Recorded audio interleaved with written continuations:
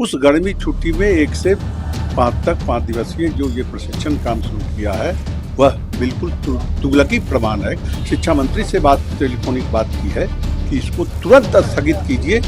ये छुट्टियां पहले से निर्धारित हैं। अपने परिवार के साथ बच्चों को लेकर वो इस समर वेकेशन में बाहर घुमाने के लिए ले जाने के लिए तैयार हैं। टिकट कटा लिए हैं। नौकरशाहों का तुगलकी जो प्रमाण है, आप मंत्री हैं, इसको तुरंत आप वापस लीजिए और इसको स्थगित।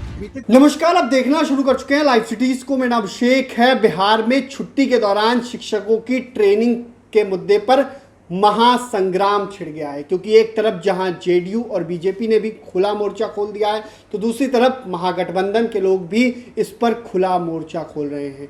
एमएलसी संजय कुमार सिंह ने भी पूरा मोर्चा खोल दिया और साफ साफ कहा है ये आदेश तुगलकी फरमान है और ये आदेश वापस होना चाहिए, क्योंकि गर्मी की छुट्टी है और उस दौरान कई शिक्षकों को बाहर जाना था। कई शिक्षक यूपी के हैं, वो अपने परिवार वालों से मिलने जाने के लिए उन्होंने टिकट भी कटा लिया, लेकिन अब ये कह रहे हैं ट्रेनिंग है। ऐसे में शिक्षा मंत्री को उन्होंने फ़ोन भी लगाया है और मांग की है कि इस फैसले को रद्द किया जाए। क्या कुछ कहा है, पहले आप वो सुनिए। एक फरमान आया है कि गर्मी की छुट्टी है, उस समय ट्रेनिंग कराई जाएगी। बिल्कुल गलत है और ये नौकरशाहों का तुगलकी फरमान है।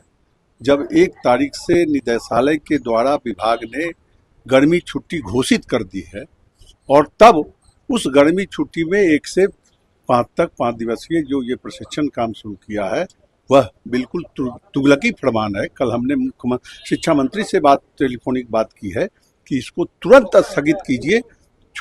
ये छुट्टियां पहले से निर्धारित हैं। शिक्षक अपने यूपी के बहुत सारे लोग, दूसरे प्रदेश के लोग अभी यहाँ शिक्षक बन गए हैं बड़ी संख्या में बीपीएससी के माध्यम से। तो मैंने कहा है कि सब लोग अपना टिकट कटाकर घर जाने के लिए तैयार हैं। अपने परिवार के साथ बच्चों को लेकर वो इस समर वेकेशन में बाहर घुमाने के लिए ले जाने के लिए तैयार हैं। टिकट कटा लिए हैं और उस स्थिति में एकाएक आपने इसके प्रशिक्षण के काम को किया है। यह नौकरशाहों का तुगलकी जो फरमान है, आप मंत्री हैं, इसको तुरंत आप वापस लीजिए और इसको स्थगित कीजिए। बीते दिनों एक पोस्ट किया था आपने केंद्रीय शिक्षा मंत्री को लेकर कि उन्होंने एक बैठक की है और कुछ दिशा निर्देश दिए शिक्षकों बिल्कुल के पेंशन को लेकर। क्या है वो अभी पूरे देश में ओल्ड पेंशन स्कीम को लेकर सभी सेवा संवर्ग के संगठन इस लड़ाई को लड़ रहे हैं। आपका भी संगठन और मेरा भी संगठन जो पूरे देश स्तर का किसी समय 2012 तक मैंने भी उसका नेतृत्व किया था, नेशनल सेक्रेटरी थे, तो वह संगठन इसमें अगुवाई भूमिका निभा रहा है और सभी सेवा संवर्ग के संगठन के लोग इस अपने संगठन के माध्यम से पुरानी पेंशन योजना को लागू करने की लड़ाई लड़ रहे हैं। तब इसी बीच इसी लड़ाई का परिणाम है कि कई राज्यों ने अपने अपने प्रदेशों में लागू भी कर दिया है ओल्ड पेंशन स्कीम, और इसी लड़ाई संघर्ष का परिणाम है कि सरकार ने एनपीएस का रूप बदलकर ईपीएस भी लागू करने की बात की है कि हम वैसे जो डिमांड करने वाले कर्मी हैं उनको हम भरवाएं।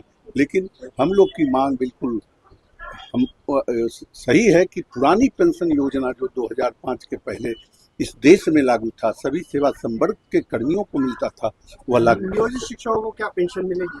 बिल्कुल मिलेगी। अब तो राज्य कर्मी का दर्जा, पहले तो वेतनमान की लड़ाई लड़नी है, प्रधानाध्यापक के वेतनमान की लड़ाई लड़नी है। नियोजित शिक्षकों जो अब राज्य कर्मी का दर्जा हासिल कर लिए हैं उनको साथ में वेतन पुनरीक्षण का जो उनका लेवल है, वेतनमान है, इसकी लड़ाई को लड़कर, और हमने अभी विधान परिषद का जो बजट सत्र था उसमें सवाल भी उठाया है। ट्रांसफर पोस्टिंग लेकिन नहीं हो पा रहा है। ट्रांसफर पोस्टिंग बनाने की बात है, लेकिन कब तक नीति बनी? कमेटी बनी है पिछले कई चीजों में। नहीं, बहुत जल्द कमेटी की अनुशंसा आएगी और हम समझते हैं कि अस्थाई, हम लोग की मांग है कि अस्थाई स्थानांतरण की नीति आप बनाइए और वो बनेगी। वित्त रहित की कमेटी तो 1 साल हो गई। वित्त रहित की कमेटी अभी शिक्षा मंत्री मुख्यमंत्री से जो बात हुई थी पिछले दिनों, उसमें मुख्यमंत्री ने अभी शिक्षा के ऊपर जो समीक्षा बैठक बुलाई थी उसमें निर्देश दिया है कि वित्त रहित शिक्षण संस्थानों में उसकी क्या आधारभूत संरचना है, उसका क्या एसेट है, शिक्षकों की संख्या कितना है, छात्रों की संख्या क्या है और उस पर पड़ने वाले अनुदान की राशि क्या खर्च सरकार करती है और आंतरिक स्रोत से क्या आमदनी होती है, सबका ब्यौरा अपने अधिकारियों से निर्देश देकर मंगाने की बात की है। और तब हम समझते हैं कि सरकार इस पर, हम बिल्कुल आशान्वित हैं कि माननीय मुख्यमंत्री जो अभी हैं, उप मुख्यमंत्री के रूप में हम लोगों से कमिटमेंट किए हुए थे कि हम वित्त रहित शिक्षा नीति, आपको याद होगा बजट सत्र में हमने इस सवाल को उठाया था कि यही एक अकेला चुनाव के पहले, बजट सत्र नहीं, चुनाव के पहले जो मानसून सत्र था, कि यही एक ऐसा वित्त रहित शिक्षा सेवा संवर्ग है जिसको आज तक सरकार ने अकेला छोड़ दिया है। सबको कुछ न कुछ दिया, टोला सेवक से लेकर राज्य के अन्य सभी कर्मियों को लाभ दिया चुनाव के पहले, लेकिन यही वित्त रहित शिक्षा संवर्ग के शिक्षक और कर्मचारी अछूते हैं। इसलिए और यह इस राज्य के लिए कलंक है।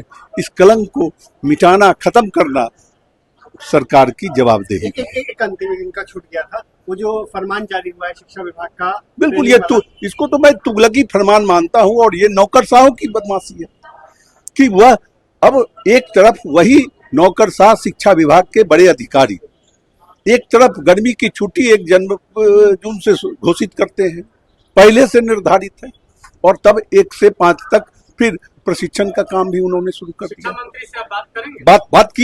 बात हुई है और वो बात हुई है, मेरी कल बात हुई है, और मंत्री ने कहा है कि कल हम पदाधिकारियों को बुलाकर बात करेंगे। हम कहेंगे कल बुलाइएगा, आपको तो इमीडिएट इसको स्थगित करना चाहिए, इसलिए कि कल से तो ज्वाइनिंग है। शिक्षकों को राहत मिलेगी जैसा कि शिक्षा मंत्री ने आपसे बात की है? हाँ, बात की है, हम उम्मीद करते हैं। जब तक वो स्थगित नहीं करेंगे राहत कैसे मिलेगी, लेकिन हमने कहा है कि आप इसको तत्काल अपने स्तर से स्थगित कीजिए।